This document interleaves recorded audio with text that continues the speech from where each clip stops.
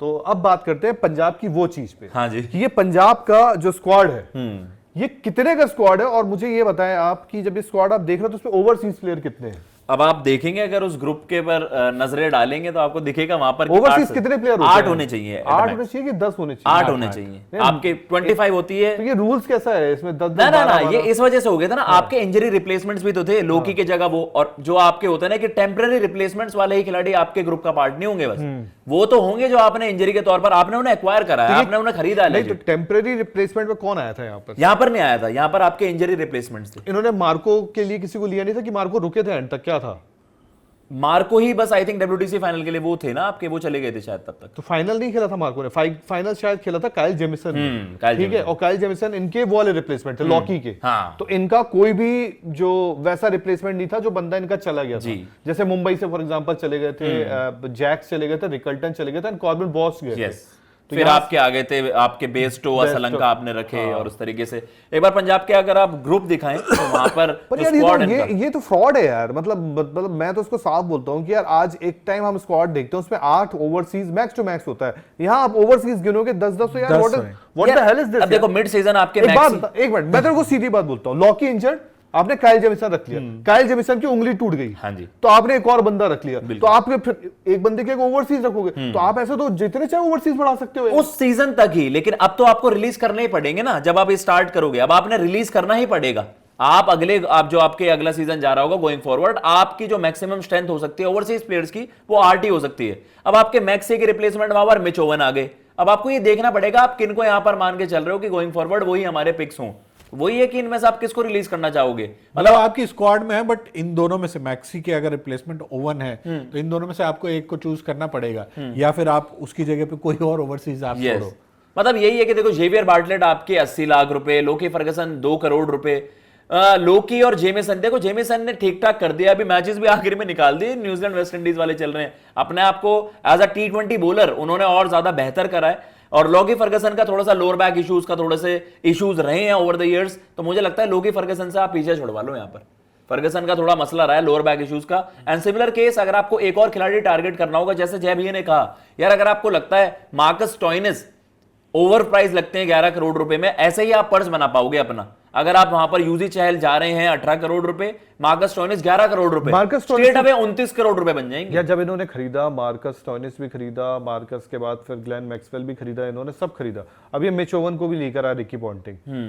तो अब क्या ये सोचेंगे कि मार्कस को हटा के मिच ओवन को हम अपना लड़का रखते हैं, क्योंकि मिच ओवन आने वाले साल में, मिच ओवन फ्यूचर है। तो वो है कि मतलब यार देखो मैक्सी को अगर आप रिलीज कर रहे हो बड़ा मैच विनर, मैक्सी को लेकर यही सवाल उठते हैं कि यार बड़ा मैच विनर वो ऑस्ट्रेलिया के लिए है, आईपीएल में उस तरीके की परफॉर्मेंसेस नहीं आ रही। एक सीजन आपको पंजाब वाला याद आता है, लेकिन वो यार मैक्सवेल है तो ब्रांड यार। बट यार व्हाट अबाउट की गलती से लखनऊ चले आए मैक्सी के पीछे अगर अवेलेबल, क्योंकि भले जय का प्यार होना हो, वो मिलर छोड़ तो रहे हैं, बोले यार मैक्सवेल के पास चल देते हैं। व्हाई नॉट की यार ओवरसीज के पास ऑप्शन जरूर नहीं होगी खिलाने यार, हमें भी तो चाहिए ना एक जो थोड़ा सा स्पिन बॉलिंग यूटिलिटी हो। गुजरात भी ले सकती है।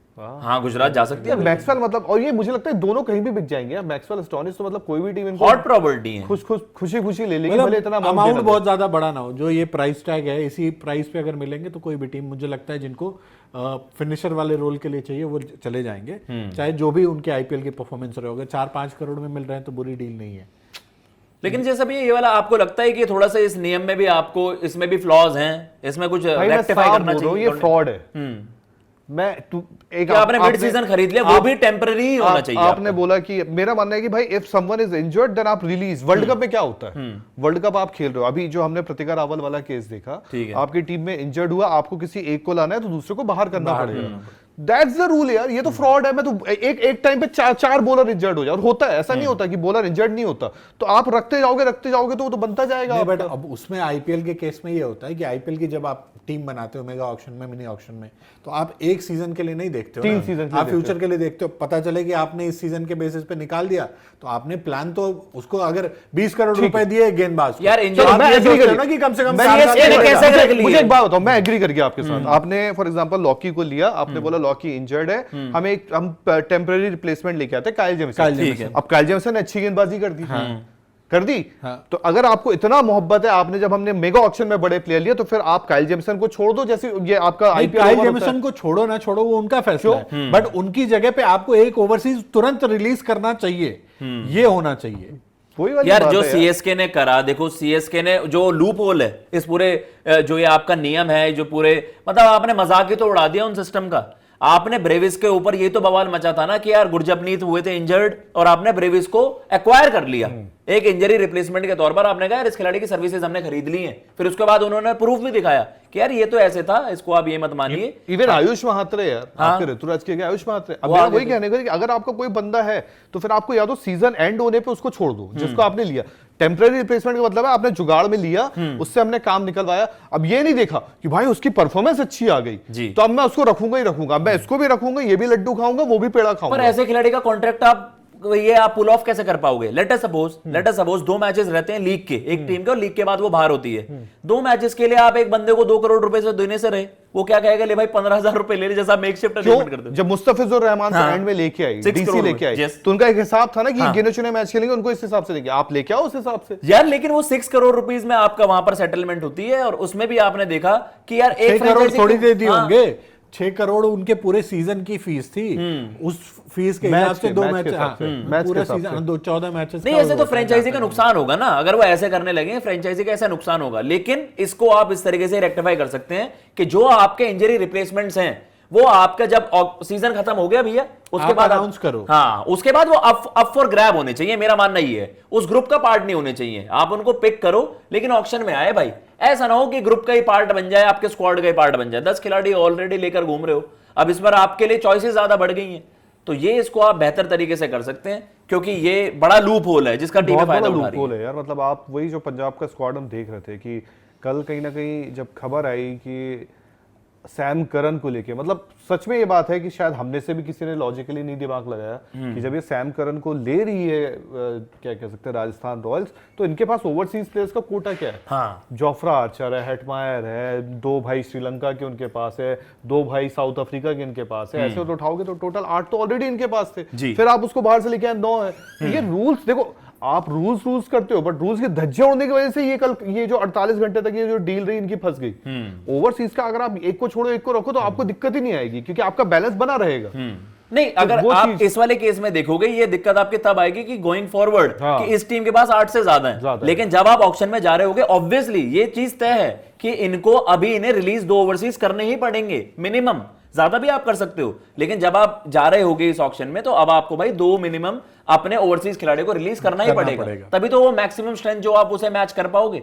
तो ये एक चीज है यार, इंजरी रिप्लेसमेंट। अब मैं अपने भाइयों से पूछता हूं ना कि हमारे भाई लोग क्या बोलते हैं कमेंट पे, आप लोग बताओ दोस्तों। ये जो इसमें मनोज ने भी पिछले साल कई अच्छी वीडियोस की थी, खास तौर पे सीएसके को ही टारगेट किया उसने।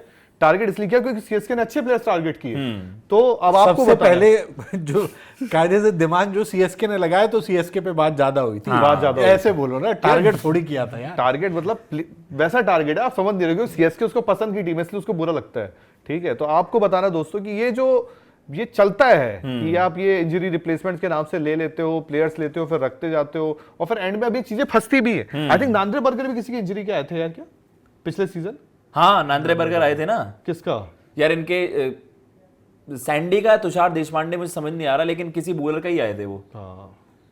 पर वो तो एक इंडियन के था ना शायद। नहीं, कुछ ऐसा, हाँ ऐसा ही था ना वो। उस पर थोड़ा सा है, जैसा भी ये वाला था ब्रेविस वाला, इसमें अश्विन ने अपने YouTube कमेंट पे कर दिया था, YouTube पर कमेंट उठा दिए थे कि इस तरीके से कि यार ये थोड़ा सा ना एक अनएथिकल वे में इन्होंने इनको साइन कर लिया। फिर सीएसके ने क्लैरिफिकेशन दी थी कि भैया आईपीएल रूल्स के तहत ही करा है, ज्यादा मत बोलिए। और उस डिसीजन, आई थिंक जो उन्होंने सवाल उठाया ना अश्विन ने, वो उनका तय हो गया था कि रिटायरमेंट। 2 सवाल उठाने का खामियाजा उन्होंने भुगत लिया। दोस्तों आपको बताना है कि क्या ये रूल के जरिए जो बाकी टीमें हैं गलत करिए। जैसे पंजाब के बाद जब आप प्लेयर्स की टीम देख रहे हो, उसमें ओवरसीज की लिस्ट देख रहे हो, उसमें 10-10 प्लेयर नजर आ रहे हैं, जिसमें से कोई भी वो बंदा नहीं था कि ऑपरेशन सिंदूर के द्वारा जब वो प्लेयर्स आए थे, कुछ चले गए थे। उस वक्त आपको पता है ना, बीच में आईपीएल हॉल्ट हो गया था, रुक गया था, फिर कुछ प्लेयर चले गए थे, जैसे WTC फाइनल खेलना था, इंग्लैंड की सीरीज होनी थी उस वक्त, तो वैसा यहाँ पे लफड़ा नहीं था। लेकिन इनका ओवरसीज का कोटा 10 हो गया। तो क्या ये रूल्स के साथ ही बाकी चीजें हैं? आपको कमेंट सेक्शन बताना है, आप इससे कहते हैं।